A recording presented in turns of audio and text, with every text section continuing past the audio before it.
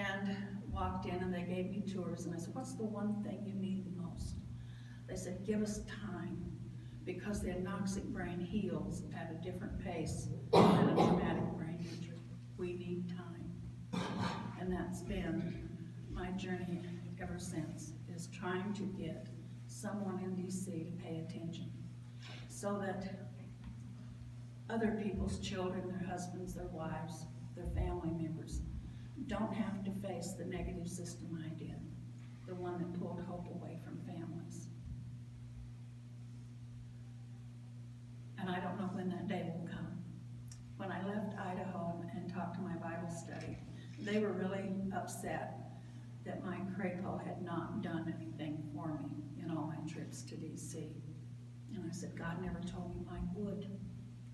God told me to pray for Mike's soul, not for what he could do for me. Because Mike Crapo is a devout LDS. And that's who I prayed for 6 years now, was his soul. Because that's what God wants.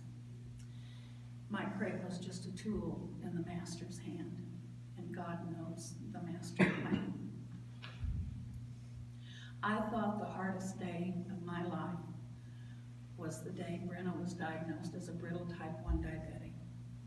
And we went through many challenges, but that wasn't the hardest day of my life. I thought the hardest day of my life was when she went to spend 3 months with her biological family. And that was the only time in my life I really felt in depression. But that wasn't the hardest day of my life. I thought the hardest day of my life was when she went into the hospital with a brain injury. But that wasn't the hardest day of my life. The hardest day of my life was October 1st, 2011, the day I took her home and turned her over to Jesus. There'll never be another hardest day of my life for me, because I've already faced it.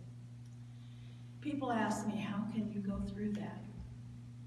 And I said, I couldn't have if I didn't have a loving God to hold me close to him and to remind me that he was always near.